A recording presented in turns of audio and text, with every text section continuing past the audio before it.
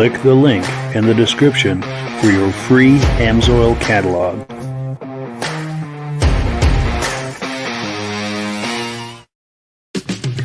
It's time for a quick shout out to some of our friends. B&B Auto Sales, your muscle car connection in Brookings, South Dakota. Above the Notch Car Club, a car club for auto enthusiasts in northern New Hampshire. The New Hampshire Muscle Car Club, the largest muscle car club in all of New England. MGM Classic Cars in Addison, Illinois. Visit mgmclassiccars.com today. Beach Hill Automotive in Bethlehem, New Hampshire, specializing in the repair, service, and towing of muscle cars and classic cars. Absolute Auto Body and Collision Repair in St. Johnsbury, Vermont. And lastly, I am your independent Amsoil dealer. Click the link in the description for your free Amsoil catalog. And last but not least, if you decide to advertise with the Muscle Car Podcast, this could be part of your advertising message. Well, good evening and welcome to the podcast. I'm really glad you're here. Now, as usual, I have a robust lineup of muscle car entertainment on tap for you tonight, including a special guest who I'm sure you're really going to enjoy. We're going to bring him on in just a moment. But before we get into all of that, I want to make sure that everything is working properly. So if you can see my face and hear my voice, I'm going to ask you to leave a comment. Please let me know where you're viewing this from and whether you are a first-time viewer or a regular viewer. Now, to our first-time viewers, if this is your first time hanging out with us on the podcast tonight, I hope you have a good time with us, and I hope you decide to join us here each and every Wednesday night at 9 p.m. Eastern Time. Now, this podcast simulcasts to 8 different places across Facebook and YouTube. So wherever you're viewing this right now, just circle back in 1 week's time, and we'll be waiting for you with another fun-filled episode. To our regular viewers who are here week after week, month after month, and season after season, you are the ones who make this possible, and we really, really appreciate that. Let's take a few quick comments, then we'll bring our friends on, and we will get this party started. Let's see, we've got BCJ Vids in the house, regular viewer, saying hello, nice to see you. Also, our good friend Ben from the Vintage Mini Bike Lovers Facebook page, saying good evening, everyone, looking and sounding good in central New York. Now, Ben, we've got to say, he does a podcast with Rob and I. If you like those vintage mini bikes from the 60s and 70s, you do not want to miss the podcast that we do on that. It happens every Sunday night, the second Sunday night of the month, 8 p.m. Eastern Time. Wherever you're viewing this right now, you'll be able to see that. Now, also, our good friends from the very beginning, Stacy and Art Fosler, are here. They're in the house from Plattkill, New York, regular viewers. In fact, we're going to be viewing one of their video clips in the second half of the podcast. Also, our good friend and regular viewer, Mike Whiteside, is here saying, hi, guys. Nice to see you, Mike. Appreciate your regular viewership. So with that out of the way, let's bring our friends on here, and we will get this party started. Gentlemen, how are we doing tonight? Very good. Doing all right. Good. Good, Mike. There we go. We got Virgil here. Somehow I think he must have logged off and back on. Whoops. There's Virgil.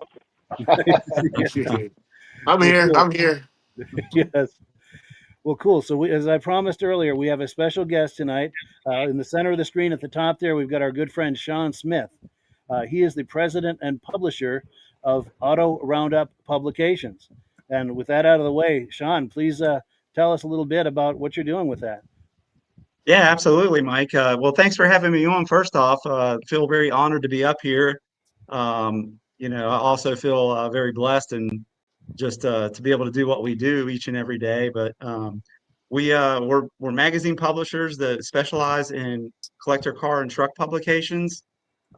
These are displayed on newsstands throughout the country. We have subscriptions as well that are available. What makes these very unique is that there's free advertising for private sellers that buy and sell collector cars and parts and trucks. There's no other publication or entity out there that I know of that's really still doing that, and that's available through our website at autoroundup.com. And we have 3 main core titles that we publish. We have the Auto Roundup, that comes out, and it was the one that my father first started back in 1974, and it's got like a lot of your survivor cars. It's got like a lot of what you'll find, like a lot of deals on some lower priced vehicles. Um, and again, it's free advertising. Um, so this is a really unique publication. Um, got a lot of rare cars you won't find everywhere else. Um, but yeah, I'm sure, Mike, you're wanting to get into the history of it all, but didn't know how in depth you wanted me to go with all the titles at this point. So yeah, then our next we have Sorry, my classic microphone was car off. round. But go ahead. I'm sorry. Oh, okay. Yeah, sure. So we also have the classic car roundup, and it specializes in a lot of muscle cars. It's got some of your more like your higher end stuff in it. It's got some resto mods, hot rods. We kind of dub it as the flagship magazine for the ultimate car collector. Um, that's and it's got we got really some really cool journalists that have some of the country's best stories in here too. They cover the good guys, as you can see there, the top 10. There's just some really neat stuff at SEMA that the guys do, and just seems like we got boots on the ground everywhere with some of the stuff that comes out. That's Um, amazing. Roving reporters on all corners of the continent. Absolutely, yeah. We've got boots on the ground in a lot of different places, and a lot of unique perspectives too. So I mean, it's a big hobby. It's a fun hobby, and it's we're here trying to be a not just a publication that people can engage with in, but also where car people can meet car people and form lifelong friendships, um, join car clubs and do things that are great for communities, for cancer research, or whatever it may be, whatever the club's fighting for out there. We also feel, an obligation to be the backbone of the old car hobby to really help bring people together and unite. Because I've said it before, and I'll say it again: car people are the best. Oh, no two ways about it. Absolutely. And I dare we say that's one of the things I think that we have in common, because this podcast is not just a podcast; it's a community between the people Mhm. you see on the screen and the regular viewers, and then new people come in. It's a community that's kind of taken on a life of its own. So I like the parallel there. It's a really cool vibration. Yeah, absolutely. So, But and that's exactly how we feel about it. Of course, then we also have our truck roundup. Um, I think you've got well, that's backwards there, but you may be able to pull up. There it is.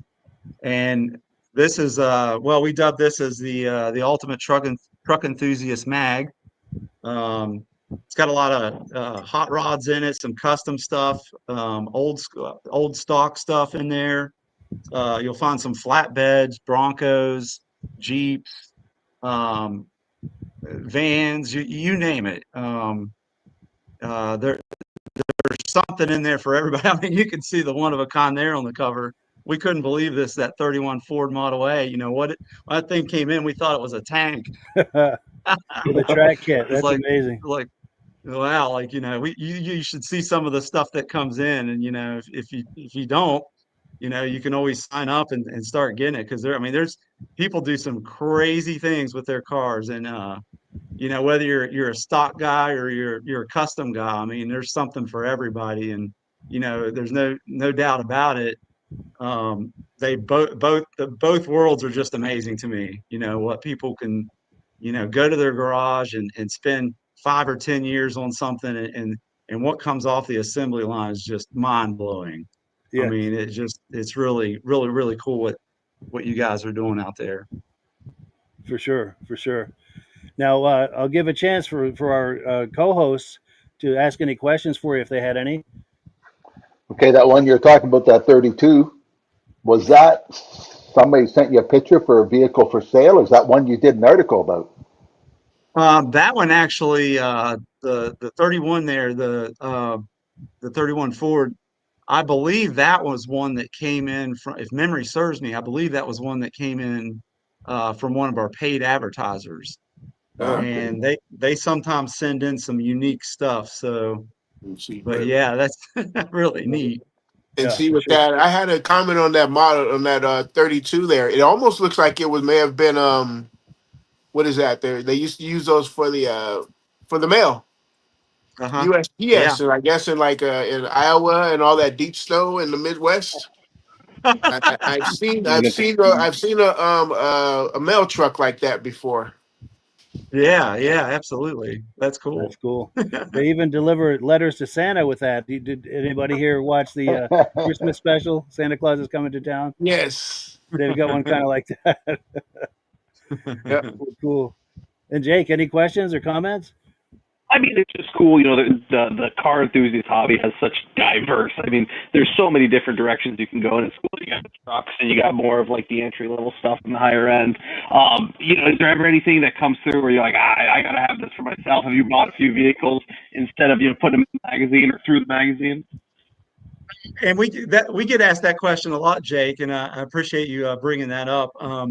We have bought a couple, but to be honest, I mean we're working 7 days a week to do what we do, and we do see it, and people are like, "Oh, you get to see everything that comes in first. You could grab it first," and it's like, dude, there's not enough time. We They can't got be. to I mean, turn it we and would work. love to do that, and we have made a little bit of time to get something here and there that comes in, but for the most part, it takes, we're a family business too, and we all come together, but it's 24/7, 365 for sure. Yeah, So all now work. do you have kids that'll take it over after you? I have a 9-year-old daughter Uh, that may take it on. We'll see. yeah.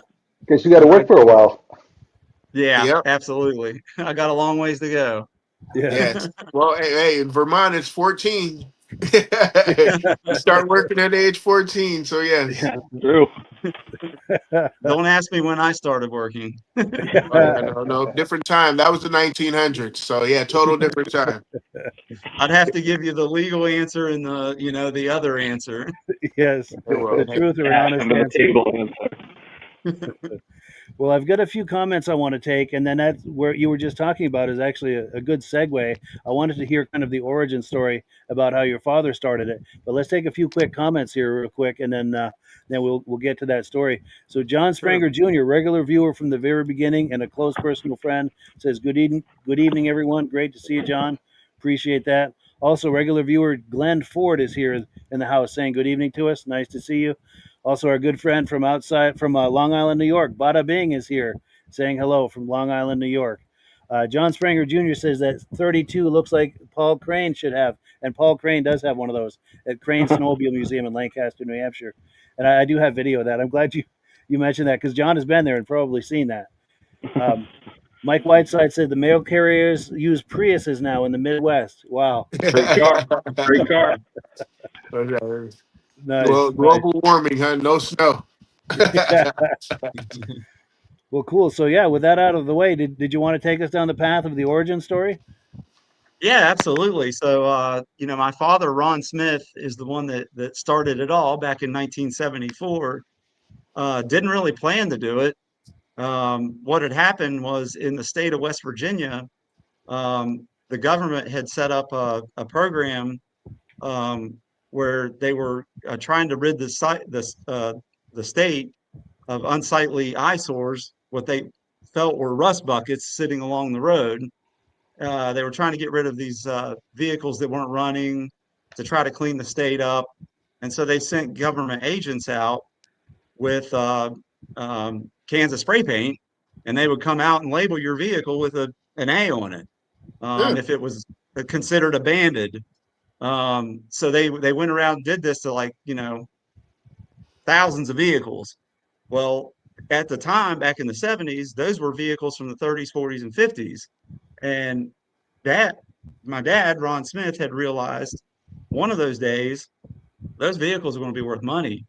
So he went around with a notepad and a camera and started knocking on people's doors and like, hey, hey, hey, I see what you got out there. Um, could I get your name and your number and take a picture of this? And they were like, because if they're going to take this away, I think I can help you sell it. And Yeah. so he went around and did that. So, back in those days, they had bulletin boards at all the convenience stores and all the grocery stores. So he would literally go up and pin up a little, the picture and a little description at all these different stores. Eventually, he started getting so many of them, he started making photocopies of them and posting that up and leaving his information, so people could contact him, and people started mailing them in. Well, there was a timeline on all this because he was not real sure if it was like 60 days or 90 days to get, before the government was going to seize the vehicles. So though he was working against the clock. Well, as people started mailing in these ads, and seeing the photocopies of the papers, they were like, well, how could I get that? Yeah. And the bell, the light bulb went off. Oh, I could mail it to him, but if I mail it to him, I've got to charge him for it. So that's how it started. He started out on a typewriter and making photocopies. Just did it by hand. And then he ended up, doing subscriptions through the mail. And then he eventually got into selling, individual copies at the stores. But to this day, the original concept was he was going out there, promoting free advertising for private sellers, trying to save these old cars from the crusher. So to this day, we still have a free advertising option that's out there available. It's a basic ad, yes. We have upgrades and stuff, but the original concept is that we still offer that free basic ad, and that's what Auto Roundup's all about. That's That's amazing. awesome. So today we can cool. be found in over 25,000 different stores. We got thousands of subscribers nationwide, and even up into Canada and overseas. And of course, we have our website presence as well. That's amazing. So you've come a long way with it. Absolutely. Now, how This do you actually have just celebrated 50 years. 50 years. That's amazing. Congratulations. Yeah.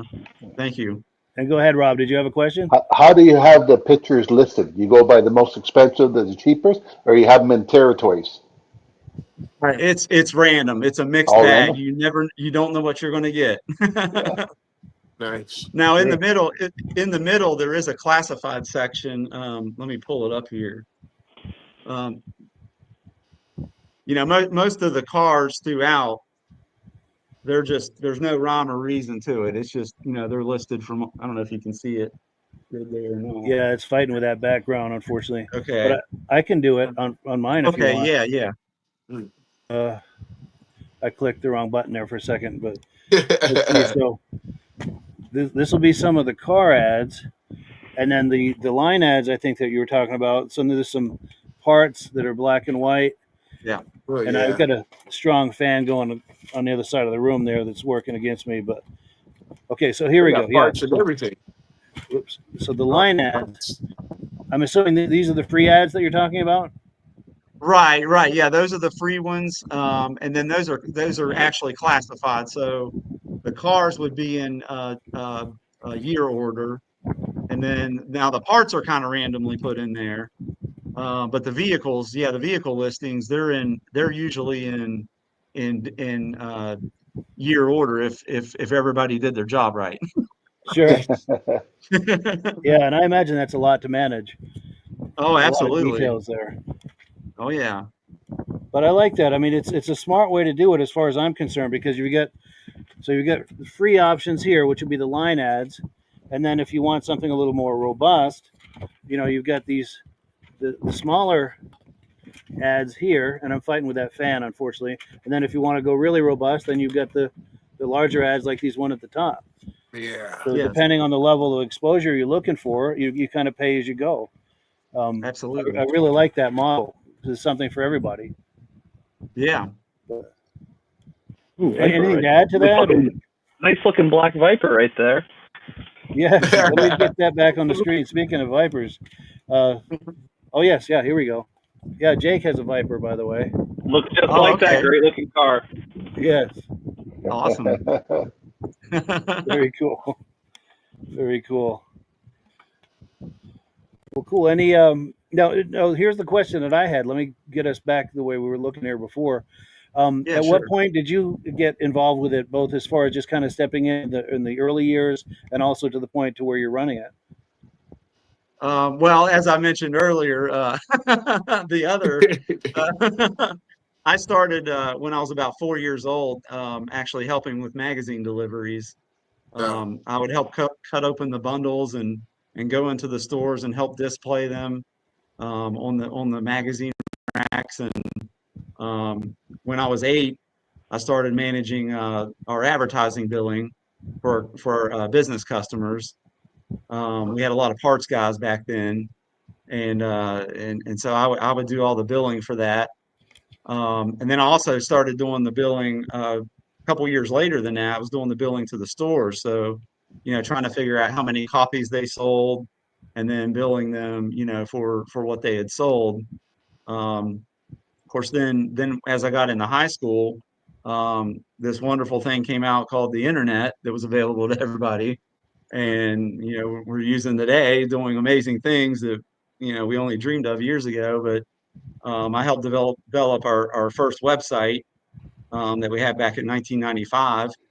And about that time, we had also came out. It was really ahead of its time. It was our electronic magazine that we named the eMag. So I was a front runner in doing that. Um, and then shortly after that, I took over the advertising manager position, and then kind of worked my way into the general management. And I've been through all the processes from the way that this was done on paste up, where we used to have to do paste up and send the stuff into the printer by mail, and to the way it's done today.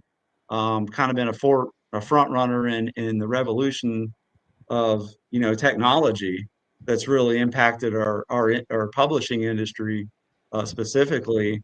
I've kind of been there every step of the way. And of course, my father, both my parents, are not doing that great in health wise. So I've had to kind of step in over the last few years and kind of help out with more and more with stuff. So um, that's kind of where we're at. And we did have our big 50th celebration last year. We had a band and lots of good food and drinks, and my parents had a wonderful time. I think it was a really special time. Oh, Dad got his cars out. Uh, Um, he's got a '67 Vet and a '67 Chevelle, ooh. and it was a good time. So that's kind of the progression of everything. And here we are today doing a podcast with you, Mike. yes, yes. But So you're right. full 50 circle. years. That's an incredible milestone for sure. Absolutely. Yeah. Question. Wait, quick question for you on the history part here. Now, Uh-huh. were you guys out and doing this thing before Hemming's Motor News, No, we especially weren't. especially like getting online? Well, Hemming started their publication. I believe it came out. The print came out maybe back in the 50s. Okay. But as far as I'm not sure when their website came out versus ours, but Uh-huh. um, I'm pretty sure we had the first electronic Okay. publication back in 1995. I don't think All anybody right. was doing that. In fact, most publications or publishers that had print magazines, even the big guys, they were in the early stages of Yeah. developing that, because that technology was really kind of raw back then, Mm. and you had to kind of invent it yourself. Yeah. So we were kind of ahead of the curve at that point. All right. And then That's impressive. yeah, Go ahead, and then Virgil. with your online there, you got a pretty massive online picking there, because I was online there, and I looked at your heavy duty, looked at your Okay. heavy equipment, and Okay. pretty interesting. International Scouts came up. Oh, okay. Well, It was we'll have that. to fix that. It was that, but it was actually pretty cool because I was like, wow, very, very cool. They had some very, very cool international scouts on there, but then also too, they did have a international scout. I mean, an international diesel on there that looked. Oh man, that thing looked so pretty. But Yeah. just yeah, just going through your website today and just looking at things. So for you to bring up, you're doing the website and stuff like that. You got a lot of pretty cool things, selections on there too. Especially with like your celebrity cars and the way that you can classify different things there. It's pretty cool. Thank you. Yeah, that's been a long process in the making, and I think we've got over 9,000 vehicles up there right now, and to choose from. So I mean, like you say, there's a wide variety in there as well. Yeah. Absolutely.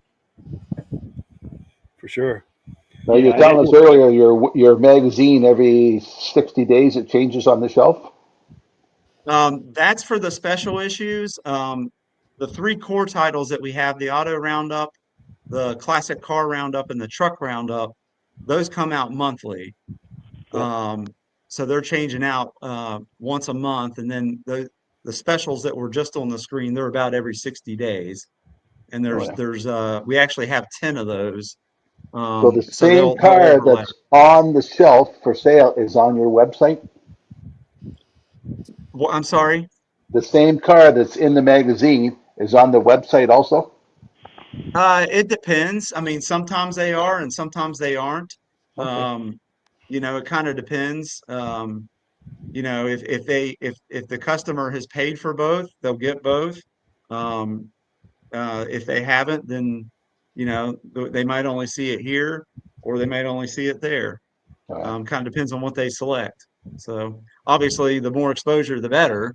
Yes. We actually promote that. We definitely want to encourage that. Yeah. Sure. Well, you're So it sounds like encouraging there's me quite to a few look. options for them. Go ahead, Virgil. Sorry. He's encouraging me to look. Yeah. Yeah. Very cool. And Jake, Yeah, anything to add to all this, or? I mean, it sounds like it started by you were trying to save cars from getting crushed, which I have a special place in my heart for because I hate cool cars dying. But it's really important that it is so diverse and that you have such kind of a wide variety. What's the newest like cars you do? I mean, because to me, 90s and even early 2000s cars are kind of hitting that classic car status or like collector. What's new stuff that you do? Well, I totally agree. I mean, I think you have to move the needle along with the times. I mean, you got different opinions on that, obviously, Of course. in the hobby. What is a classic? And you can ask that question to 10 people and get 10 answers. You Of know that course. well as anybody. But yeah, absolutely. We're starting to put in some of the newer stuff. I mean, obviously, you've had your new Mopars that have been out, your Camaros, your Corvettes. I mean, that stuff's like instant classic in my Of book. course. Yes. So I Always mean, but relevant. and then like your Vipers that you're into. I mean, the Porsches are always relevant. Your sports cars. Um, but yeah, I think that needle moves, and I think you can really see that if you kind of go back just a few years. Look at the way that the '80s and '90s Mustangs have really become something big, Mm. and Yeah, sure, the Fox bodies. I mean, there's whole clubs that specialize in just '80s or '90s Mustangs. I mean, so that needle moves, and I think it's always going to move forward. Yeah, So Yeah, that's for cool. sure. yeah. So we're at the bottom of the hour. We're going to shift gears here in a moment. But is there anything, Shaun, that we haven't covered that you really wanted to cover? Uh, I think just again, I feel honored to be up here and blessed to be doing what we do, and it's you know just being out there in the car show circuit at the shows that we've done in the past, and just seeing how wonderful a hobby it is. It just makes it, it really, really warms my heart to be able to get out there and continue on the legacy of what my father started and the original dream of saving cars. I mean, that's what I hope to continue to do. And just, if you haven't heard of us yet, come, get online, check us out, give us a call. We have one of the best customer service departments in the country. and we're a small family business that does it. We're not some big conglomerate corporation. We're a small company, and we're a family that does it. And if you have heard of us and you are supporters, we appreciate your support. We hope you'll continue to support us and be with us in the years ahead. So thank you all so much. Appreciate it. Sure thing. And to the viewers, be sure to look for them on newsstands anywhere quality periodicals are sold. You can also find them at autoroundup.com in the lower right hand corner of the screen there. And Virgil, did you have something? Yeah, one quick question. Last question here is, how much is a subscription if you want to subscribe to the magazines online? The We have a couple different options. So the print option for the auto roundup is $39 a year, Uh-huh. and then the classic car roundup in the truck is 37. Uh-huh. And then right now we're running a special on the digital Uh-huh. eMag that I mentioned earlier. And Yeah. if you go online right now, you can get the digital auto roundup for 25, or you can get Huh. the other two, the classic car and the truck for $15 each. And Oh. we've got a combo deal for all three for $50. So, Huh. but Hey. it's online only. You have to go online and do it. Yeah, you may have a new customer here, there, sir. Yes. Awesome. Cool deal. Appreciate that, Virgil. And that web Yes, I address love is looking at cars. And that web address is at the lower right-hand corner of the screen, autoroundup.com. So if you like what you're seeing here tonight, be sure and patronize them. And if you reach out to them for any kind of communication, please mention that you saw them on the podcast tonight. But So, Shaun, yeah, you told us what your dad drives. What do you drive? Well, I did have a 67 Buick a few years ago, Skylark. Nice. And I love that car, convertible. And then I had a 20, let's see, it was a 2020 Challenger. Getting into the moving the needle. That car was pretty fast. They had Yeah. the 5.7 in it, and Oh. I'm not sure I could have handled the 6.2 for very long. uh, That thing had a lot of power. But I'm working on one of my good friends that I went to a car show. He asked me what one of my favorite cars was, and I said, I really love those 58 to 60 Impalas. That's one of my favorite. And so Oh. my good friend Burr out of Ohio, he gave me my first part. And so ah, I've been working on this one for about 20 years now. Oh very yeah. cool. So one of these Oh days yeah. I'll have it. Yeah, because Nice. that 59 Impala, that's the that what is that, the Holy Grail? Or is that the El Rey they call it? 58 or the 59 is called the El Rey, and that's the Holy Yeah, Grail, they say. yeah. Those are the classics right there. And Yes. you could start with that emblem and do kind of Johnny Cash style. Build the rest of the car around it. One piece at Taking a things home in a time. lunchbox. Yeah. But well, cool. So we're going to transition, but Shaun, we hope you'll stay with us the whole program because we've got a lot of really cool stuff we're going to be doing. Sure. I plan to be here. Thanks for having me. Oh, for sure. This is a lot of fun. Now, it's time for announcements and Amsoil. And if Rob is ready, Rob, we're going to put you full screen, and Rob's going to talk to us about Amsoil. I'm always ready, Mike. He's always ready. Okay, a couple weeks ago, we talked about all the different Amsoil products, the Signature, the XL, the Dominator, the Racing Oil, the Z-Rod, which is good for this product, high zinc. But Amsoil has a number of other products, like our gear lube. Most people with a gear lube, they change it every 50,000 kilometers. Amsoil is 500,000 kilometers warranty. 75 W90, 80 W90, all the different grades. All the product Amsoil make outperforms everything else I've ever seen in the market. But one big thing is, as we're selling a lot of us this week, is the antifreeze. Most people change their antifreeze 50,000 kilometers. This is 240,000 kilometers between oil changes. And a couple of our vehicles had head gasket problems. The old Lumina we had. And when the head gasket leaked, the regular antifreeze tore the engine right out. This weekend we got a big race in Toronto, the Molson Indy. One of the big products up there is the Amsoil coolant boost. Those race vehicles run straight water. By putting an additive in the water brings the boiling point up it. It'll run 20 to 50 degrees cooler the vehicle, compared to what running just straight water. And there's other products on the market, but none of them compared to what the Amsoil. So if you want a product that's going to outperform all the other products you've ever tried, look in the Amsoil catalog. And for a free catalog, you can click on Mike's site and get a free catalog. And Mike will tell you how you can become a preferred customer and save 25% on anything you buy. It's up to you now, Mike. Absolutely. That's the best value going is that preferred customer program. You get the deepest discounts and free shipping once you hit the $100 mark. It's an incredible value. And we hope that you will decide to join Amsoil using my link in the description. There's a link for the catalog, like Rob said, and there's also a link to join using my referral number. When you use my referral number, you're helping to support this podcast. Now, in the interest of full disclosure, I'm signed up as an Amsoil dealer under Rob. So when you order through me with my link, Rob and I both benefit, and the commissions I make go to offset the costs associated with this podcast. We thank everyone who's been doing that, and if you're thinking about doing it, we thank you in advance for that. Well, cool. So with announcements out of the way, we're gonna switch over. We're gonna focus on Jake right now. Now, Jake goes on a lot of auto adventures. He's been on some Cannonball runs. I think at least two, right? I think we're up to 4 now, but one of them was a little slow. So Sure.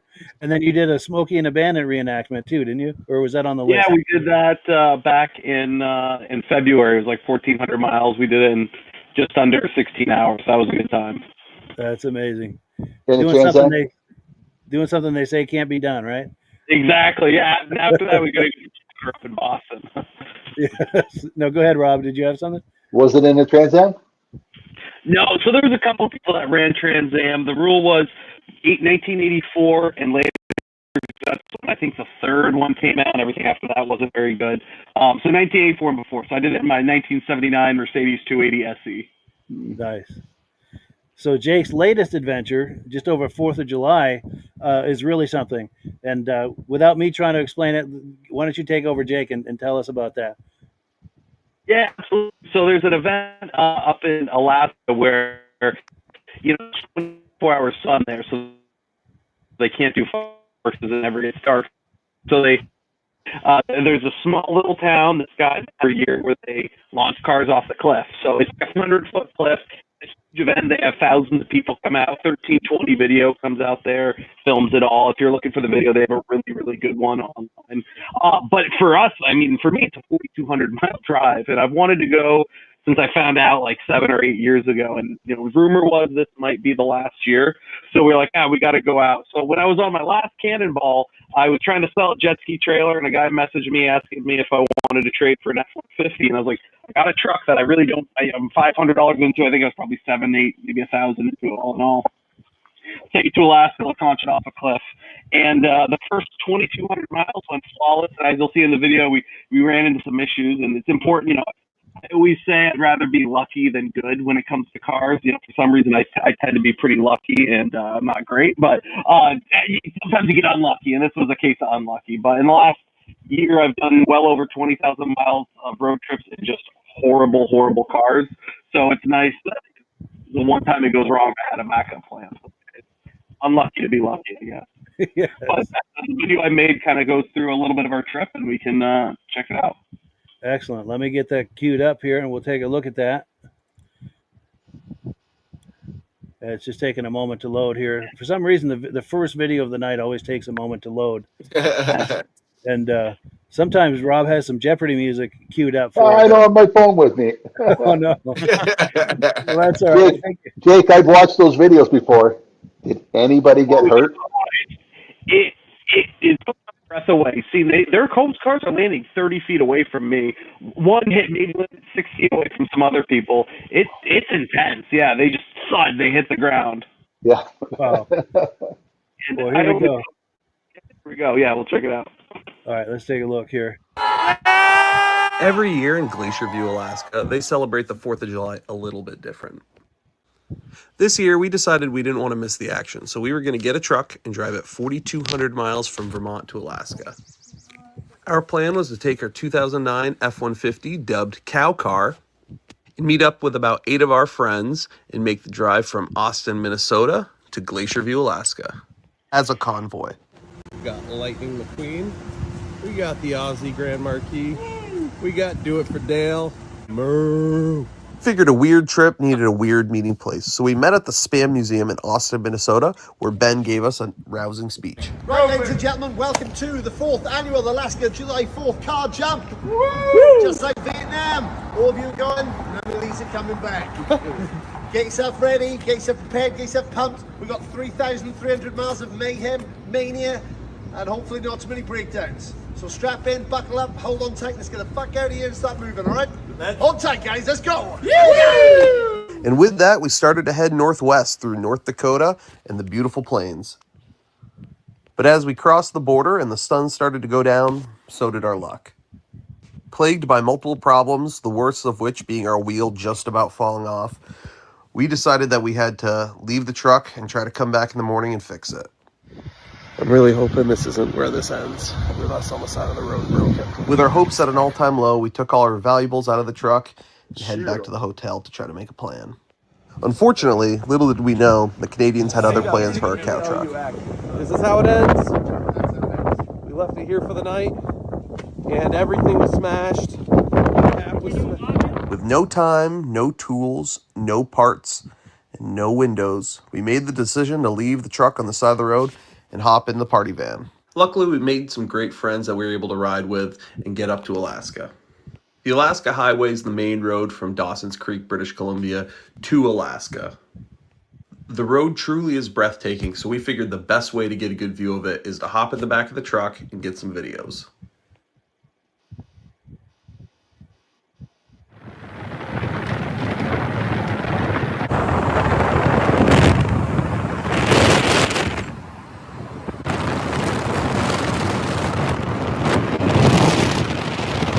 Views were absolutely breathtaking, but so was the wildlife we saw.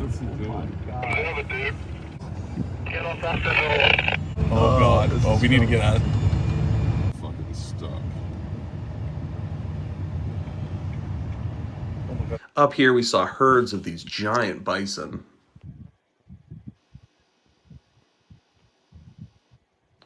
Lots of these little black bears on the side of the road. A handful of grizzlies. Of course, being car guys, we found a few junkyards that have since been overgrown by trees. Oh, that just keeps going. Oh, they're full of it. Oh my god, mate, it just keeps going, like, see that?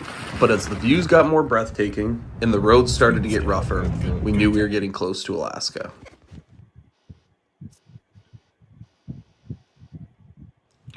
We took a couple last pictures and did a little bit of celebrating before we got to the launch site.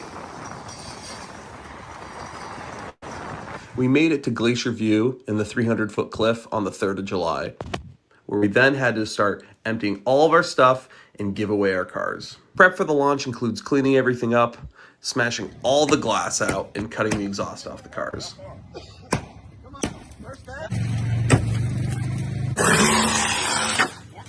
Then everything was lined up and we waited for the launch. And launch they did.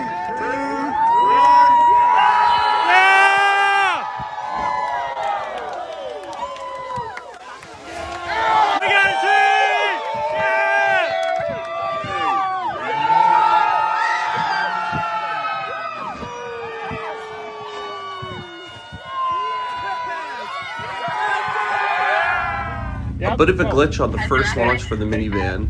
Going off the ramp, it collided with another car that was going off at the same time, spun out, and almost rolled. Luckily, Ben was there to hop in, shut the car off, and give it another launch.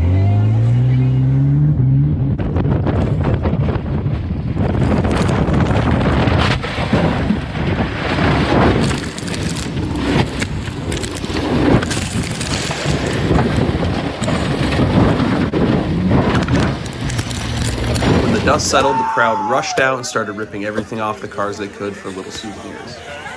And within 24 hours, everything was cleaned up, nice and tidy. While our truck didn't make it, we still had a great time, met some great friends, and our plate lives on in the Signpost Forest in Watson Lake. If you find yourself in the Yukon, go see if you can find the last little remnants of Cow Car.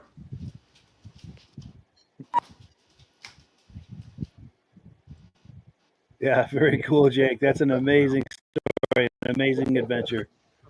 Oh, thank you. Yeah, It was a lot for sure. There was that night when our car broke down was probably one of the more stressful nights I've had in the last few years. Just pacing in the hotel, it needed a wheel bearing, and I could have gotten the wheel bearing, but I had all these other people that had to get where they're going. I couldn't have left it, and flown home. So yeah, I didn't have any tools. I couldn't get a tow truck driver to come tow it.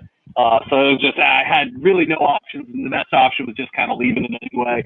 So I signed the title off in the glove box, put the keys, and I called the tow truck company. I paid a full tow bill, what you would normally pay to tow it somewhere, and basically said it was like $500. I said, make this thing disappear. It's got a Vermont title in it. Crush it into a cube. Just I don't want to get a bill. The last thing I need is to leave it on the side of the road and get impounded the next time I go to Montreal. I have the borders asking me why I have a $3,000 bill in my name. So, all in all, it's a good story out of it. Especially I had a case of the glass bottle Mexican Coca-Cola in it, like a full case, and a cooler full of cheese. I had like $60-$70 worth of cheese we just driven through Wisconsin. Like really good Wisconsin cheese, all stolen out of it. But other than that, that's really all I got, and it is what it is. Wow, that's amazing. And we'll go around the panel here and get reactions to that. Rob, reactions to this? How many cars were going off the cliff that They day? said 38, and most went off on their own power. There was a Jeep Wagoneer that they just, as you saw, they ratchet strapped the steering wheel, and this Jeep Wagoneer was just clapped, rusted out, nothing far, gone, and it veered off right to the side and hit the tree. And we're at the bottom; we can't see this. We have a radio with our buddy up top, and all of a sudden we just see a cloud of dust and this tree over the edge of the cliff come down, and their big flag that they had hanging from it and everything. But they said that went off with a forklift after that because it was about 2 feet shorter after it hit the tree. But yeah, they had 38. One of your cars had a camera in it. Did the camera survive? Yeah, so I don't think we lost any GoPros. All 3 cars we launched off, because we had 3, had GoPros in them. And I think one might have just obliterated. They had it on the parcel shelf, and it landed on its roof and just took it, crushed it. But the other 2, there's internal footage of the Lightning McQueen one. I just don't have it. And then the minivan. How many spectators watching? Thousands. I mean, so the people I went with are in with the people that run it. So we were like 4 or 5 rows back, right in the front. There was probably an 1/8 mile crowd behind me. Like there were thousands of people, like way back. We were right at the front. And when all the cars are done launching, they just yell go. And it's all like kids and some adults, and everybody just runs up and swarms all these cars. And like I saw a kid walk away with a power steering pump. A kid picked up a rock and tried to like break a door off, which is just like anarchy. These people, it was like these kids were savages. But it was a good time. Nobody got hurt, and at the end of the day, everything, it's all good. That's amazing. And Shaun, reactions to this or questions? Well, yeah, good. Nobody got hurt, and of course, most importantly, at least you lost your cheese, but at least you didn't lose any spam. Exactly. We had a couple cans. Yeah, we picked a few up. I'd never had it. It was better than I thought. But for some reason they wanted to start there, and I was like, I don't care. I think that's a fun place. So we started there 9 a.m. and then it was like 14 hours later then we broke down. Now, Shaun, you could have sold some of those cars ahead of time, couldn't you? What's Well, that? we could, yeah. Shaun, you could have listed some for sale. I know. Well, they're still out there somewhere. I would have done it quick. I drive a lot of like interesting cars just, because I like weird stuff, and I have never gotten more attention than when I'm driving a big cow. It's the funny, everybody loved it. Like you drive by, you see people taking pictures, see people smiling. So I see myself making another cow car for sure. It was hilarious. Is that what, if you were going to do this again, obviously it sounds like you might be inspired to do it again. Is that what you go for? Is another, or you got something else in mind? You'll see what the vibe is. We talked about doing like the Vermont red Hunter plaid on it. It depends what you get. There's a guy who had a Corvette that dresses it up like a Barbie Corvette C4 and launched it. So, depending on what it is, if it was like a Honda Element, it'd make it look like a toaster. I'd get creative with it. Nice. And Virgil, reactions? Yeah, Vermont plaid would be great. But yeah, but like I say, on what's it called? I did like your suit you had on. Yeah, oh yeah, which suit was that? Was that the red one? Or Did you have the all? Who had the all white one on? Oh, I think that might. Well, there was a couple pictures. I'm trying to think. I have to see. There was a few people there that were all dressed up for it. And Okay. I, Because oh whoever no, was dressed up in all the white, it remind me of Super Dan Osborne. oh yeah. Did he have like the mask on and stuff? Um, he may have. I forget what. Yeah, What. yeah. That's that's Matt Davis. His caricature, whenever he comes to car shows, he's Captain Chaos from the Cannonball Run. So gets Okay. the whole suit with the little cannonball mask on, and he's a crowd favorite everywhere we go.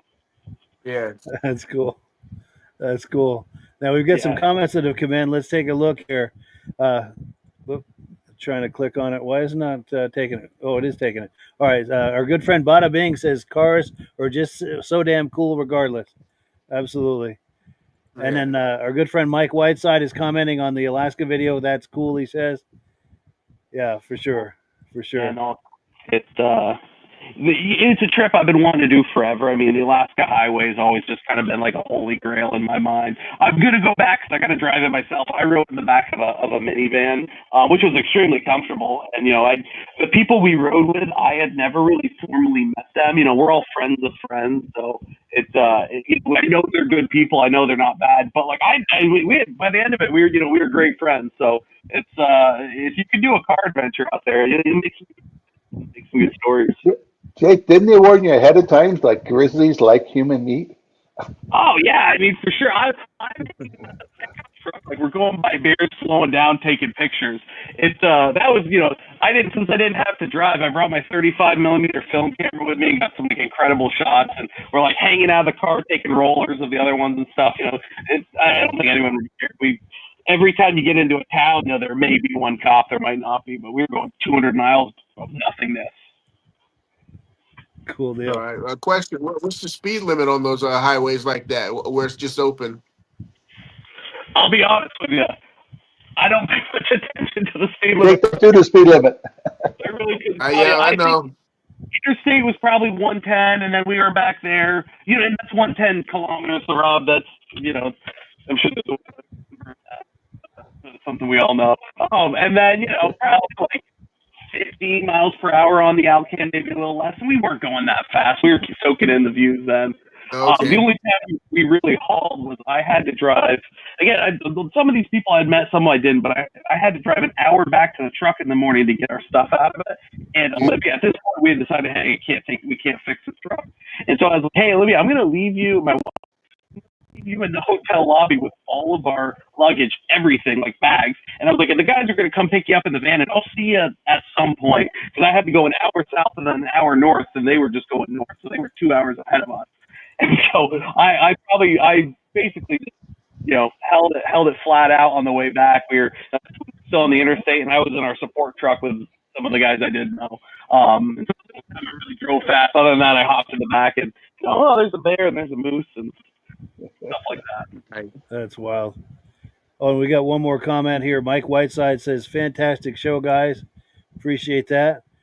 And we're just getting started. We're actually going to go late tonight. We're probably going to go to 10:30 because we've still got plenty more to look at. In fact, let me switch screens here. We've got a good friend and frequent contributor, Elaine LaRiviere. Now, this is her on the left with her fiance. I'm close friends with both of them, but I'm good friends with Paul Lamontagne from the vintage snowmobile community. He is a legendary snowmobile racer from the late 60s and early 70s. He raced a lot of the factory race factory teams and things like this. But anyway, Elaine takes pictures at the cruise nights up in Maine, mostly at Bentley's cruise night every Tuesday night, I believe it is. And she sent me an image here just recently of this GTO, and I wanted to see if anyone knows what year this car is. I know in Pontiac it looks like a 1969, but I know Firebirds better than GTOs. I'll go 71. Yeah, I think 71, 72. Yeah, because I don't know myself, but I would say 70, but that's just a guess on my part. And then the other question I had, did they not have a campaign with the Tiger? Was that part of an advertising campaign they had at one point? Put a Tiger in your tank, or was that a gas ad? That's the gas company. Yeah, I don't remember. But anyway, we do thank Elaine for these images. We really appreciate it. We do a lot of nice montages with images that she sends us. Now, also, we've got, let me just get queued up here. Okay, our good friends, Stacy and Art Fosler, regular viewers from the very beginning. In fact, before I show this video, I've got to show this image real quick. They're from upstate New York, but they were in touch with me last fall and said, hey, we're going to be passing through there. What do you think about getting together for lunch and having a nice visit? So that's exactly what we did on September 28th. So it's Stacy and Art on the right. The couple in the back is Ken and Yana. And then, of course, the couple on the left is Carlene and myself. And we had a wonderful meal, wonderful visit, just had a really, really good time. But anyway, they go to car shows and take video clips every now and then. And that's what we're going to look at now is a clip. I think, why is that? For some reason, that image won't go off the screen. There it is. Okay. I think I've got a delay here tonight. But yeah, so this is a video clip that they took at a speakeasy car show they went to. I think it was last year. Let's take a look. Yeah, hey, Mike, you're going to have to do the Max Headroom glitch. Yes, the Jeopardy music. It's taking a moment to load. But while that's loading, yeah, you know, we were. Hi, Skip. What do you want to know? What year is it? How big? 2010. How big's your engine? 416 cubic inch, 1100 horsepower. Nice. You race with it? Yep, it runs mid-9, 140 miles an hour. Highly modified. Very nice. 4 LAD E transmission, manual valve body with a trans brake. It's got a Dana 64 410 rear in it from Strange Engineering. It's got all BMR suspension, Strange Engineering shocks, adjustable. No air conditioning. Very nice. Thank you, Skip.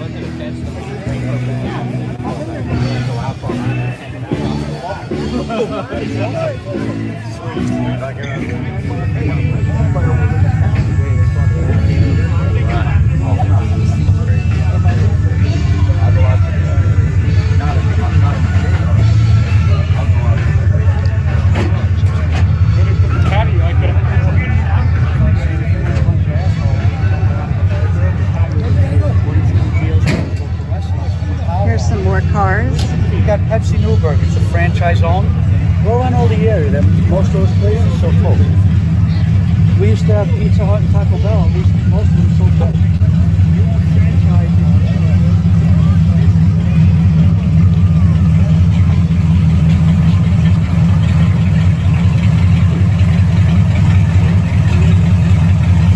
That's okay.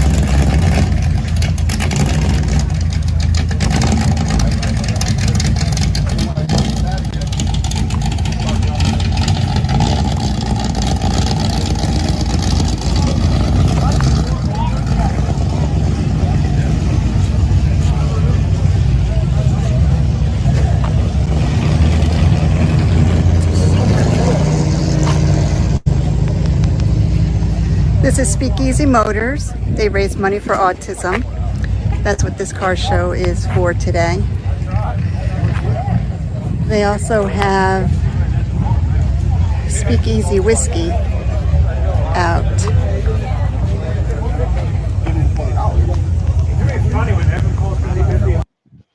So yeah, thank you so much to Stacy and Art Fosler for that footage. We really appreciate that. And as we were talking about earlier, with the podcast as well as with your magazine, Shaun, it really is a community. We get a lot of viewers that share video clips with us and images, and it's just a whole lot of fun. It's a little community that meets here every Wednesday night. Wanted to go through and get some quick reactions to that. Virgil, anything catch your eye in there? There was a burnout truck. Yeah. I was like, I would like to see that one in action. Let's see if I can find it. That was right on the ground too, wasn't it? Yeah. And then there Oh, was I just another one. I passed it. thought it was like just after that, I thought there was like a pacer. Not a pacer or what is that? A Gremlin? Yeah. Like a 4-door. It was in between two Corvettes. Yeah, Light I did blue. see that. I'm having a hard time finding it though. Oh wait, that blue one. That white truck there had a nice cam in there. That light blue right there. Yeah, it's cool. AMC, yeah. You don't get to see those. No.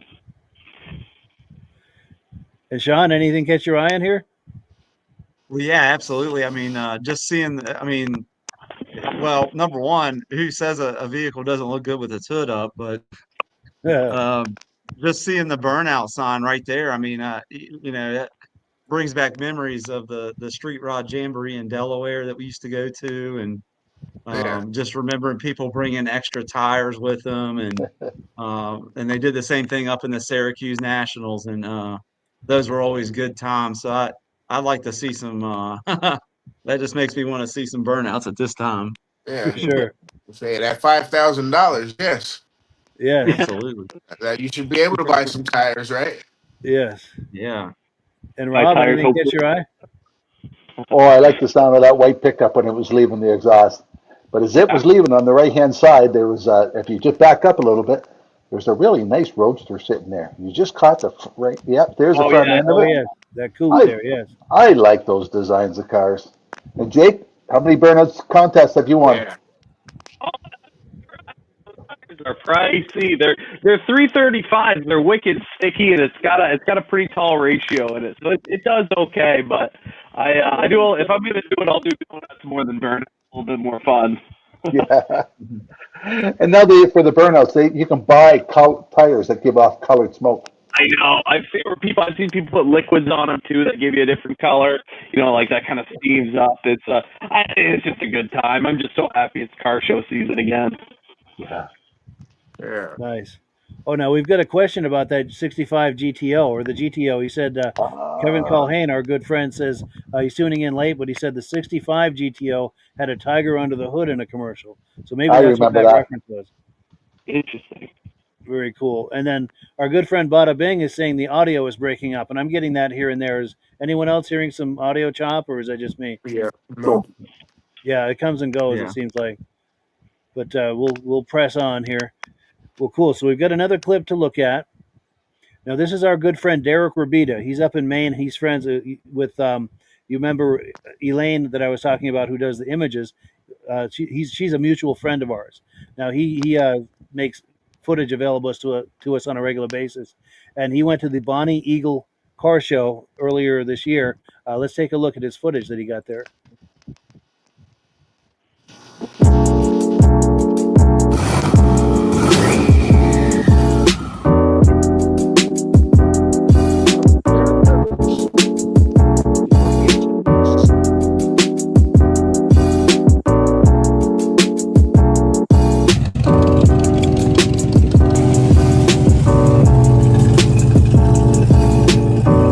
Yo, what is up, everybody? Welcome back to another video. Today we are over at Bonnie Eagle for their 45th annual car show. It is 2025, and we're gonna go run around and see what's here. But we just came over in the 91 Nissan. Over here is our friend Peter's 1949 custom Mercury. This thing is chop channeled, bag bodied. It was a 4-door converted to a 2-door.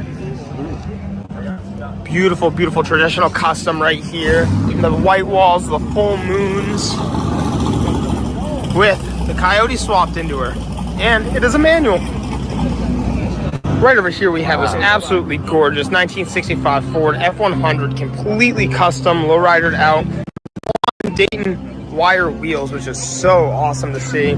All the beautiful airbrushing, pinstriping, this gorgeous metallic gold. I mean, this sun is really hitting it perfectly right now. The roof is all done up, the old school wheel, paint matched to the truck. Every square inch of this has been done. All the airbrushing on the rear quarter of the roof, and I love even this like little factory lip that comes off of the back. The sub setup back here, I mean, it's just completely done up.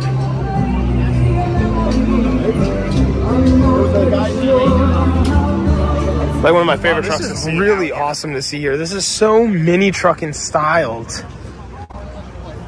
We got a newer Silverado. What year is this thing? 2014. But look at the graphics down the side of this thing. All painted on there. The big wheels.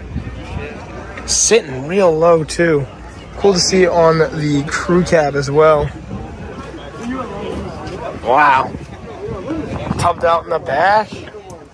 That's fresh. I'm liking that. I've never seen this one around. So right over here we have this really, really cool early 2000s Ford F-150. It's got the Lincoln badge. It's got the shaved tailgate handle, so it's flipped on the inside. We've got the wing shaved roll pan into the body, like the bed of the truck.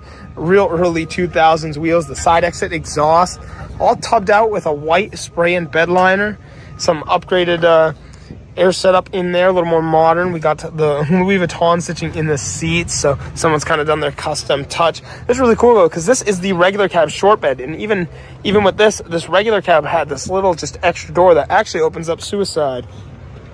But pretty cool to see. You got your aftermarket hood, the Lincoln grill. Not often we see too many things like this, so quite a find to see at the Bonnie Eagle car show.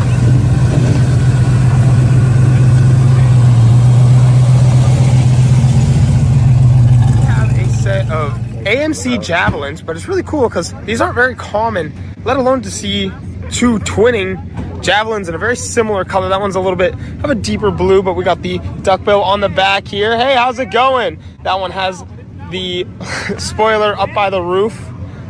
American Racing Wheels, but he came all the way down from New York to be here at the show, so really cool to get a clip of them. I wanted to grab it right before they left. All the little differences. He's even got the little front lip down there. He's got the side pipes. Really cool to see. But there you have it. There is the set of AMC Javelins.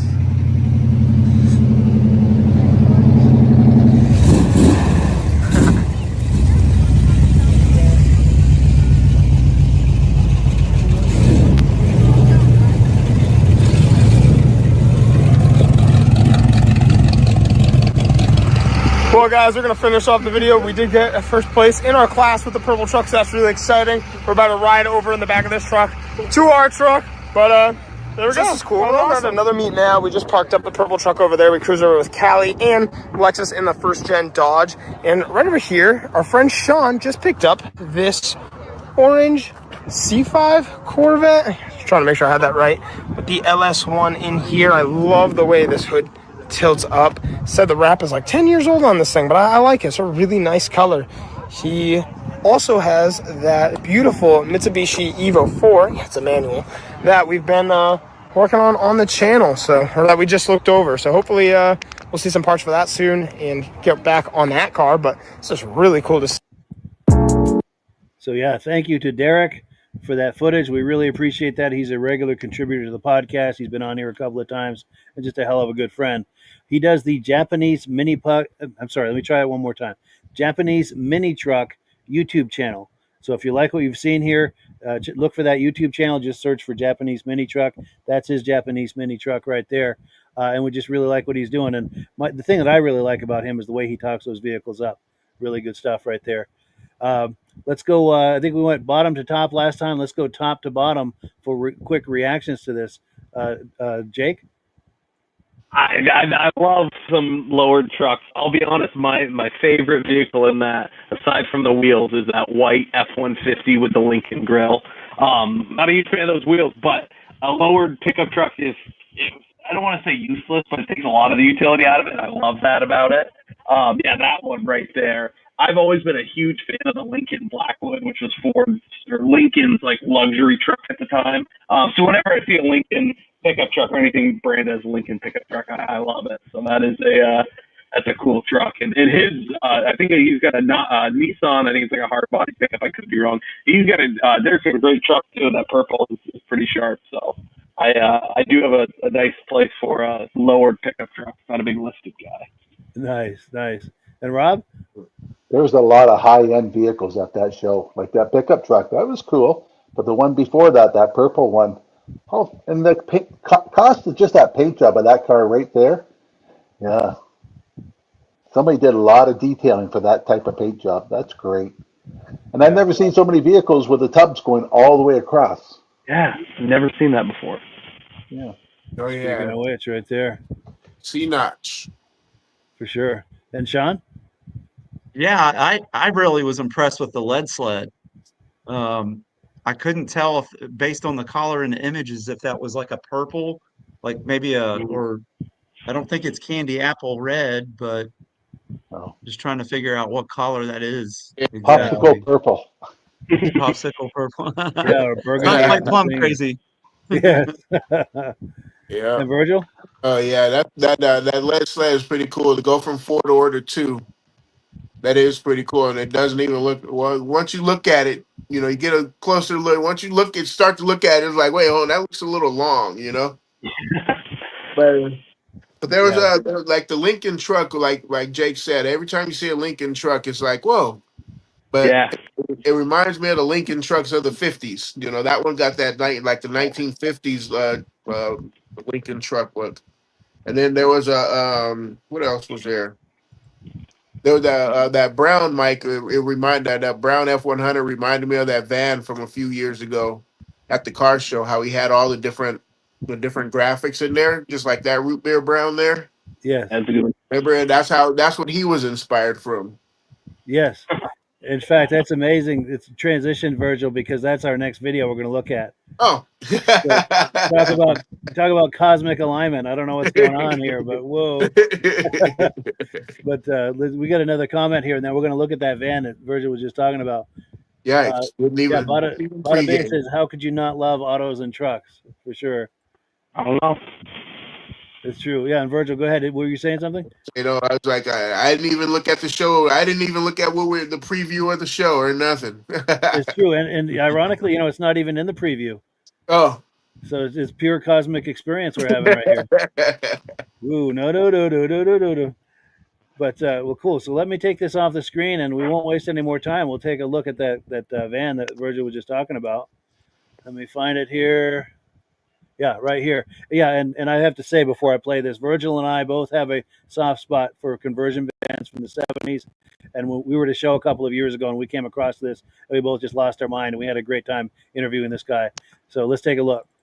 It was on the cover of LMC van catalog probably 5-6 years ago when it was canned, and then I took it off the street and just completely gutted the truck. I haven't seen a paint job like this. I was telling Mike, I'm born and raised in the Bay Area. Yep. So I haven't seen one like this since lowriders. I love lowrider culture. With the amount of flake and the as far as the patterns. Yep. The patterns, the flake is just reminds me of California.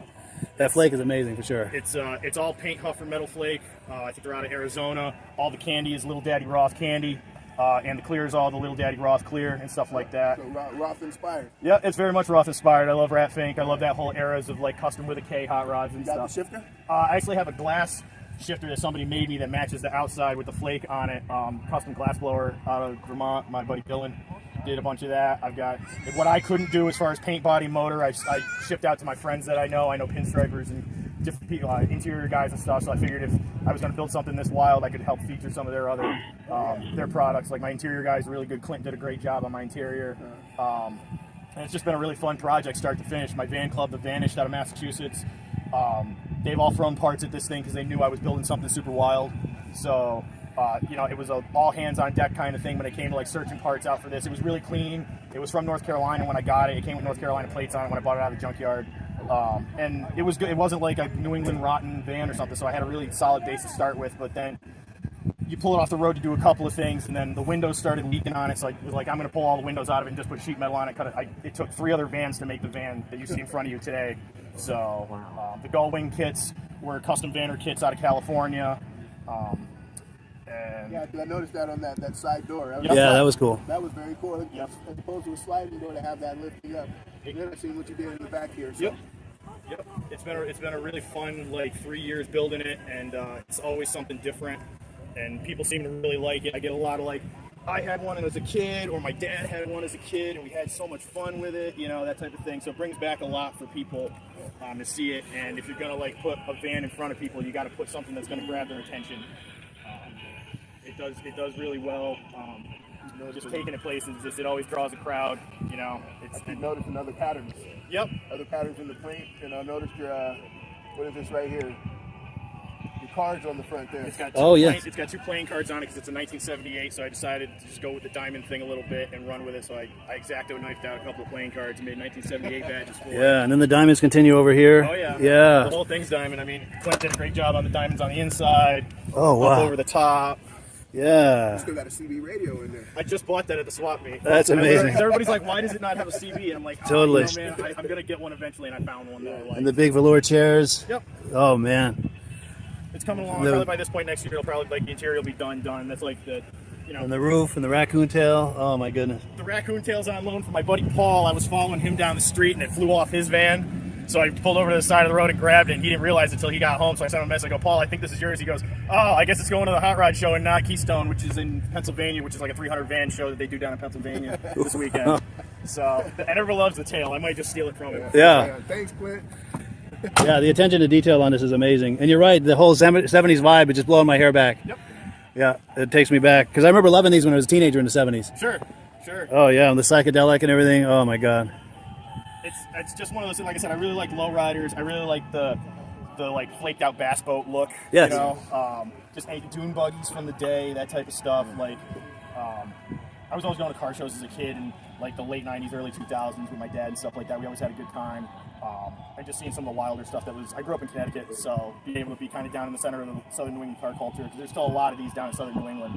I don't see a lot of these up here. I live 5 minutes away, but they're kind of few and far between out here. But you go, which is funny because one of the best van converters in the nation was Rodco, and it was in Middlebury or something like that. So they used to put thousands of 70s vans through this shop in central Vermont, but you don't see any of them out here. But you go down to Massachusetts, Rhode Island, Connecticut, Long Island, stuff like that. These things are around. Maybe not quite as wild, but they're around. Yeah. Just got to shout out the New England Van Council and stuff like that, because they do a lot of work keeping us all organized and keeping all the vans together, and it helps us find parts and stuff like that. So all my brothers and sisters in the NEVC, I really appreciate everything you guys do to keep vanning alive. It's because it's fun. It's really, really fun. If you like tailgate parties and barbecues and hot rod shows, Vanning's where it's at. It's true. It just radiates fun. Absolutely. Drive-in. Yes. Now, if we see this van and knocking, we know better than to come and knocking, right? Because that went with the whole... That's true. Or is that just the rope from the can? Yeah, right? It's a little both. Have a little column A and a little column B. That's right.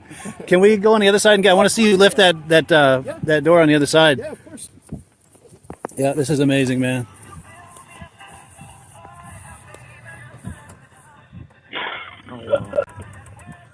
Wonderful. Oh, I remember those tables from back in the day too. Yep. I was just able to find one a couple of weeks ago. With a wood grain. Standing. I've got one coming. My buddy Adam actually did the woodwork on the front part of this, and he's doing the second part for me kind of as we speak, because we've got. Oh yes, yeah, gotta have this too. Yeah. So we got our little matching top here. We got the diamonds covered in all the way through. Adam did a great job on my cup holder. So it's just a. And will the CV go up on the ceiling, or? I don't know yet. I do kind of want to build an overhead console for it. It would kind of hold the headliner in a little better. Sure. Kind of do a little bit of separation between this and that. So we'll see. But I just happened to see it, and it was new in box over at the swap meet there, and I go, that's the right size and the right, because some of the CVs are real wide and stuff. Yes. That's what I need for the van right there. Oh, excuse me. And I want to get a shot of the sun visor too, if I can stop sneezing. Yeah, maybe that's it. I don't know. Yeah, the attention to detail on this is amazing, dude. I had my buddy Scott Fisk down in southern Vermont do all the pinstriping on the dash. He did everything under here. I like the way your paint goes in the into the door jams. Yep. Yeah, and this is a nice touch. Yeah. The flake into the engine bay there. KC's I on blew the whole there. truck apart to do it. It was painted, doors off, hood off, fenders off. I blew the truck about as far apart as I could to try to like bring it together. It's got like 4 or 5 different colors in it, and they kind of harlequins. It's just kind of like everywhere. If I want the visor's orange, but the truck's brown. It's two-tone gold on the bottom, so it goes from that. So I just kind of like picked like a color palette and just ran with it. You know, because the KC day, those are old school daylighters, the yellows and golds. I love it. I love that lowrider culture. Beforehand, pulling up to it, it was like, oh man, it's kind of Mike. That just so reminds me of home. Yeah. You know, San Jose is the birthplace of Lowrider Sure. magazine. So, sure. You know, so yeah. So to see this, it was just amazing. Yeah, I gotta give a big, like a tip of the hat. There's a Cadillac Coupe de Ville that's been here all weekend with the entire lowrider top. It's orange. It's got the silver. Like, it's got better lace than mine does. It's an absolutely gorgeous car, and I'm sure it's probably in the winner's circle or something because it is immaculate. It's whatever you would want in a lowrider Cadillac. It has it, man. It's gorgeous. Wow. So if you like this, go find that car because that thing's just 10 times better. But I really appreciate you guys like wanting to look at my van and stuff like that. Oh, yeah. It's been an absolute just labor of love to bring it back out from what it was. Yeah, it's amazing too. The attention to detail is unbelievable. Thank you. Hey, man, I really appreciate the opportunity. Yeah. Stuff like that. Fired. I love Rat Fan. Yeah, good times right there. Yes. The so reactions. I think is it time bottom to top this time. Yeah, well, see, I forgot to do it. We had KC lights on the front there. Yes. I didn't notice that. I just noticed it as the video was in it. I was like, oh, that's one thing we didn't mention. Yeah, KC highlighters. Is that what they call them? Yeah. Daylighters. Right there, daylighters. That was it. Right there. Whoops! I'm trying to stop on it. This thing moves pretty fast. Right. Well, there we go. Cool deal. Yeah, I would say, Virgil, as far as when you and I go and do video at car shows, this is going to be pretty close to one of the best ones we've done as far as the most fun. Would you agree with that? Yep. Yeah, that was we had a good day that day. We had a lot of people. Yes, we did. We get a lot of good footage, good interviews, and just good vibrations too. Yes, sir. Yes. And Shaun, reactions to this? Yeah, I mean this is awesome. I mean, I love this van. The collar just screams retro 1970s, and you're seeing, we're seeing a lot of stuff popping up like this, especially, from the 70s, and I mean, you can see the bed in there too.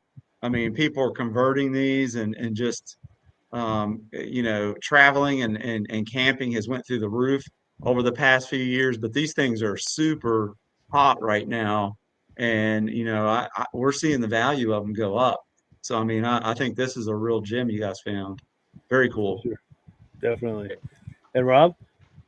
Oh, back in the 70s, I had 3 vans in my parents' driveway at one time. Every weekend there was a van in somewhere to go, and they would pull 500 to 3,000 vans out of van in. It was big things back when I was a kid. But my last van I did up, I paneled the inside, and then I took shag carpet and stapled it all over the wall, all over the ceiling. The dash even had shag carpet on it. Nice. Dice hanging from the mirror and little balls hanging from the ceiling, and we went overboard on some of them, but they were fun events. Now, Rob, is the reason you don't have it because the 70s called and they wanted their van back? Yeah. That's cool. cool. I even took a Dodge one, 2 Dodge ones, and the one I made into a trailer to match the front one. Nice. Oh, Very yes. cool. And Jake?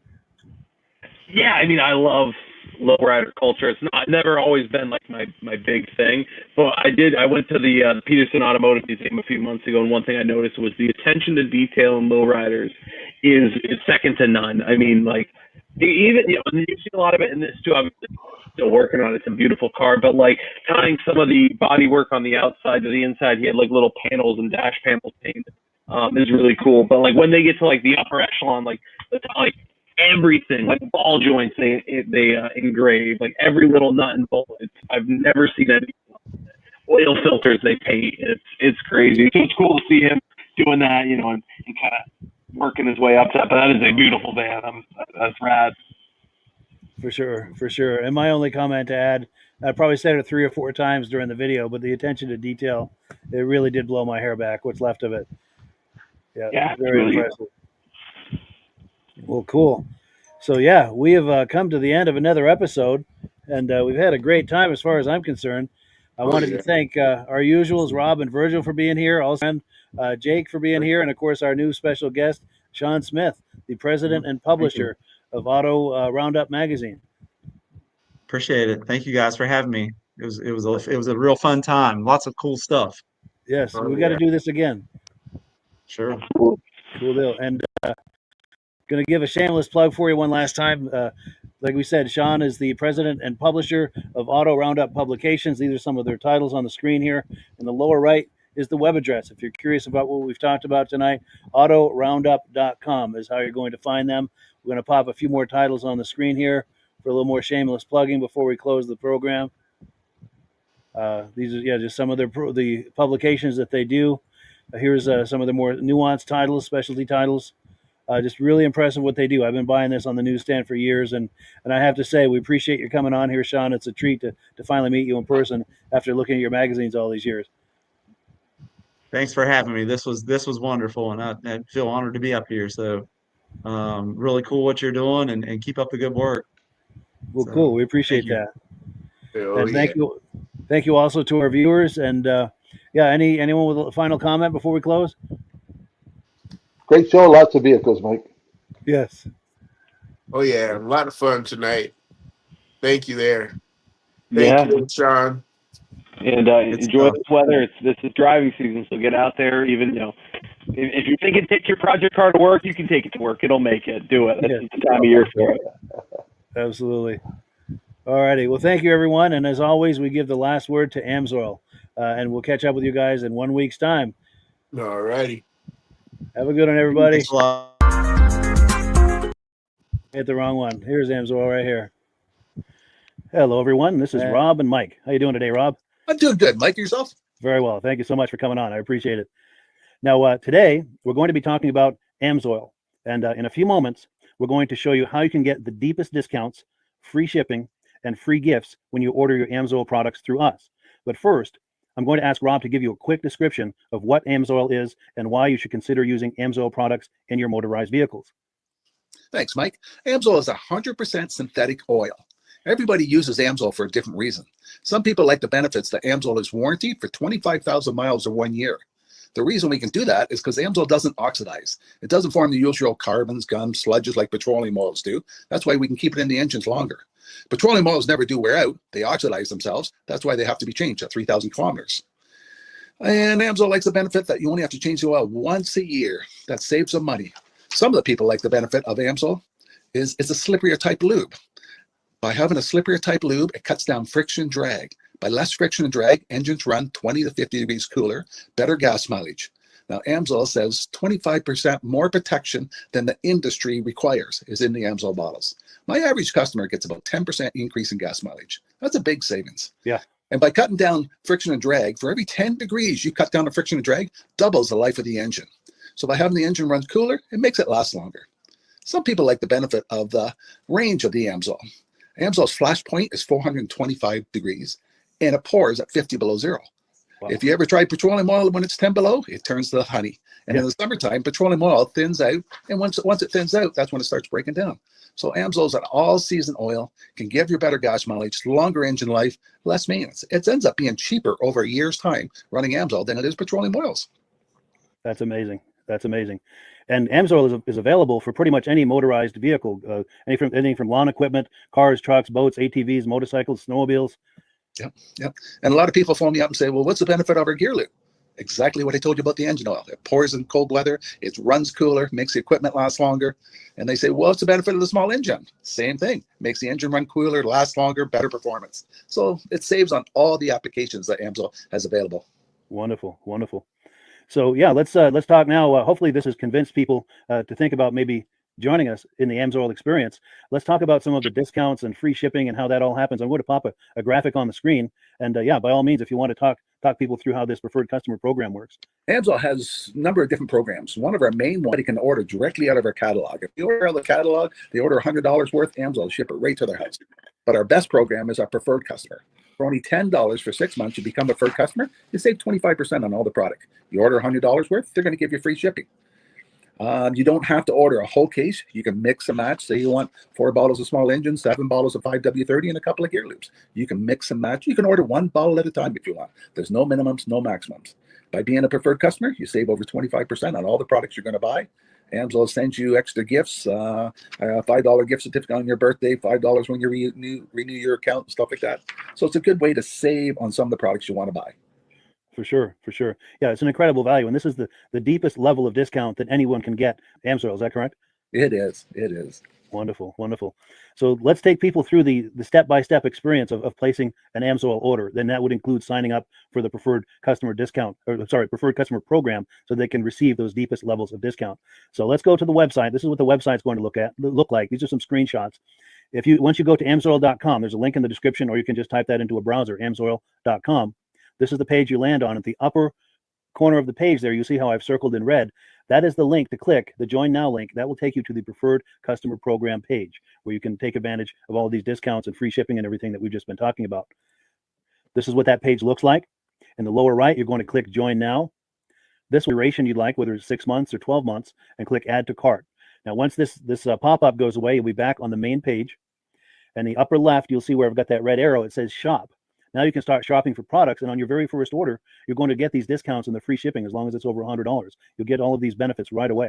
So once you click shop, it's going to take you to the product page. There's different types of oils, lubricants, so on and so forth. For the benefit of this exercise we're doing now, I'm just going to click motor oil. It shows different types of motor oil. Let's click gasoline.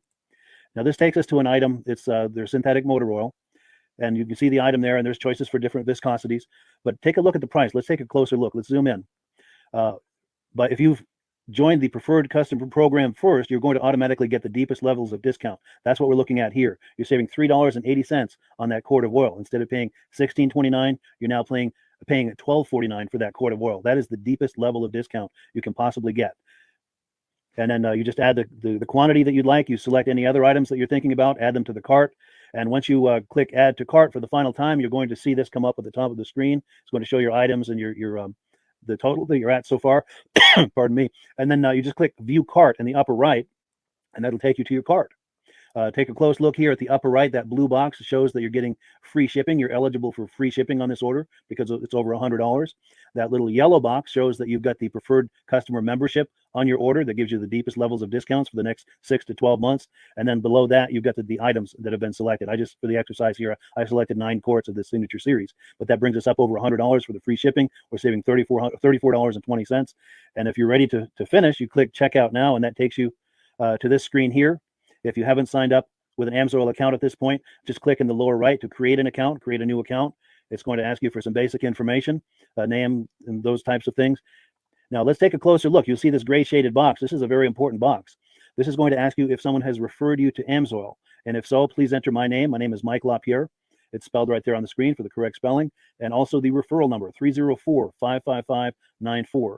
That's how you make sure that Rob and I get credit for this. Now, in the interest of full disclosure, I have signed up for Amsoil under Rob. So when you order using this referral number, Rob and I both benefit. So if you enjoy these podcasts that we're doing, this is a wonderful way to support the podcast, because when you order using this referral number, Rob and I both benefit. And the commissions I make go directly toward offsetting the cost of doing these podcasts. So I thank you in advance for that, for using my referral number. I very much appreciate it. And once you've done that, you just go into the next screen to enter your payment information, and you're done. Now, once you've placed your order that's over $100, and that order includes your Amsoil Preferred Customer Program, you are now eligible to get a free DVD from myself. Now, this is going to be either a muscle car DVD or a vintage snowmobile DVD. Use the email address on the screen, wkspodcasts@gmail.com. Send me an email. Let me know which DVD you would like me to send you, the muscle car or the vintage snowmobile DVD, and I'll get that right out to you. As you're typing in that email, in the subject line, be sure and type in capital letters "free DVD requests" so it stands out as I'm checking my email, and we'll get that right out to you. So I guess the last thing, Rob, that we wanted to talk about is if someone is considering Amsoil as a business opportunity. Yes. If anybody has a retail or a commercial account and they would like to buy directly from Amsoil, just send Mike a line. He'll show you how to set up, and you can buy directly from Amsoil. But if you are interested in starting your own part-time business, a part-time business that can grow into a full-time income, Mike and I will show you the Amsoil marketing plan. Amsoil has a large selection of products that cover almost every application. So it doesn't matter if you're into snowmobile, boating, or ATVing or hot rods, we have an oil for every application. It's a fun type business that's I really enjoy doing. Where else can I go and have fun and make money doing it? And Mike and I are here to help you all the way along. If you need any help on how to promote or to find new accounts, we're here to help you. For sure, for sure. So when you sign up under that number, this 304-555-94, he has been doing Amsoil for 40 years. Can you believe that? 40 years. So he knows every aspect of this business, and he knows all of the ins and outs of the products. So he'll be able to help you with any kind of product questions or any kind of questions to show you the different business models that you can do with Amsoil. And then the other thing that you get when you sign up under me is I've got a strong background in social media. So if you need some coaching on how to generate Amsoil leads using Facebook and YouTube, I'm happy to coach you with that when you sign up under Rob and I. You get both of us as a team to help you, to coach you, to support you, whatever you need to get you off and running with this business and having fun with it. Like Rob said, it's an enormous amount of fun. If you're like Rob and I and you enjoy going to any kind of boat shows, car shows, motorcycle shows, anything with a motor, you like going to those shows, those events, those races, this is a great way to turn that into a income opportunity for you. Yes, yes. And just by wearing my Amsoil hat at one of these events, people come up and ask me about Amsoil. People don't know where to buy it, and I'm there to help them, show them where they can buy the product. Perfect. Well, cool. Well, this is great. Any final thoughts, Rob, before we wrap it up? Amsoil's a fun business. Amsoil's been around since 1968. It was the first synthetic oil to be AI approved. Wow. Yeah. That's amazing. And that's very early in the game too, isn't it? Yes. For sure. Well, good. Well, thank you so much, everyone, for viewing. Hopefully, we've gotten you excited as we are about the Amsoil products. We'd love it if you could join us either as someone who uses the Amsoil products or to join the Amsoil team as a business opportunity. And we thank you so much for viewing. Have a great day. You have a good day.